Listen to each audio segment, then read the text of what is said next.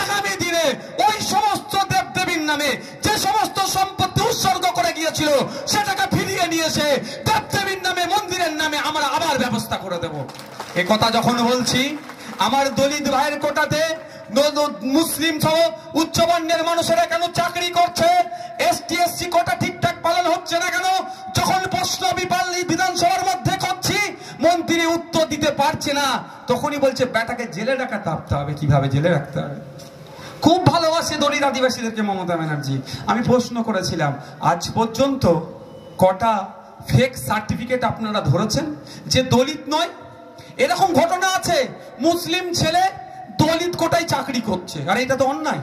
এমন ঘটনা আছে, ব্রাহ্মণ সমাজের মানুষ দলিত কোটায় চাকরি করছে, এটা তো ওদের জন্য, মুসলিমদের বা ব্রাহ্মণদের জন্য তো নয়, ওটা আমার দলিত ভাইদের জন্য, আদিবাসী ভাইদের জন্য।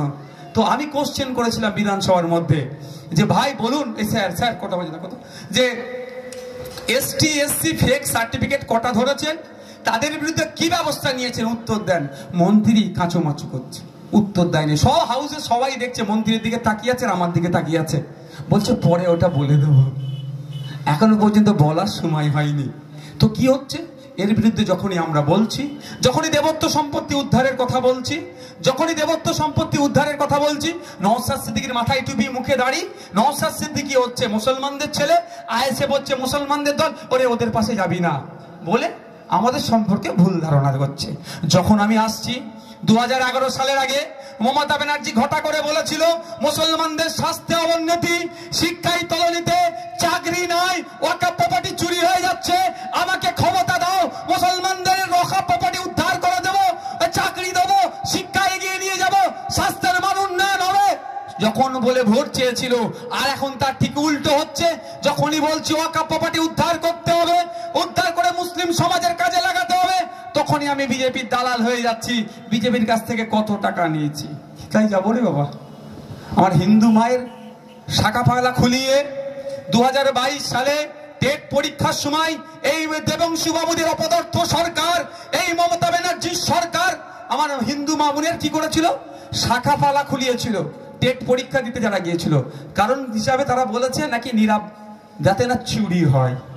আচ্ছা আপনারা বলুন, যারা এখানে আছেন, আমার হিন্দু মায়েরাও আছে, দেখতে পাচ্ছি দাঁড়িয়ে আছে, আমাদের হিন্দু মায়েরা তাদের ধর্মীয় এটাকে, তার ধর্মের একটা প্রতীক চিহ্ন তার কাছে, তার বিশ্বাসের জায়গা, ওটাকে নিয়ে দুর্নীতি করতে পারে?